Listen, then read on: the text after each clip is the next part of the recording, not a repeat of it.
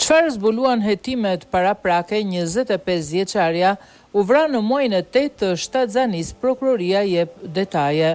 Ngjarja e rënd në Malishev, që tronditi fshatin Kërvasari, ku 25 vjeçaria Jetlira Foniqi humbi jetën në muajin e 8 të shtatzanis si pasojë plagëve të shkaktuara nga armazjarit, ndërsa bashkëshorti i saj, 26 vjeçari Egzon Bytyqi, plagosë rënd dhe po trajtohet në qendrën klinike universitare të Kosovës. Lidhur me ngjarjen e rënd, prokuroria themelore në Gjakov ka njoftuar se sipas të dhënave fillestare, Jetlira Foniqi Bytyqi, bashkëshortja e të dyshuarit, ka ndruar jetë në QKK si pasojë plagëve të marra nga arma e zjarit, ndërkaq që Egzon Bytyqi, i cili është personi dyshuar për këtë rast, ka pësuar po ashtu plagë të rënda nga arma e zjarit dhe u dërgua për trajtim mjekësor. Sipas njoftimit të QKK-s, gjendja e tij shëndetësore vazhdon të jetë e rëndë dhe kritike për jetën.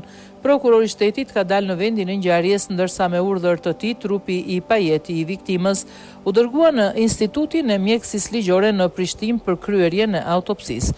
Prokuroria ka bërë të ditur se rasti është iniciuar për veprat penale, vrasje rënd dhe mbajtja në pronësi, kontroll dhe posedim të paautorizuar të armëve.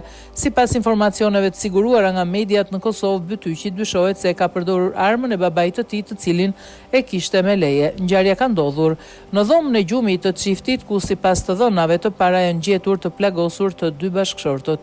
Ata fillimisht janë trajtuar në Malishev, ndërsa më pas janë dërguar në QKK në Prishtinë. Jetlira nuk arritur të mbjetoj plagëve. Rreth orës 01:10, emergjenca e QKK-s ka njoftuar për vdekjen e saj.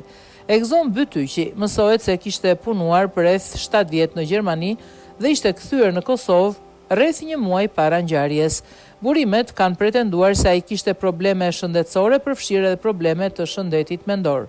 Hetimet e mëtejshme pritet të sqarojnë plotësisht se çfarë ka ndodhur brenda shtëpisë së çiftit.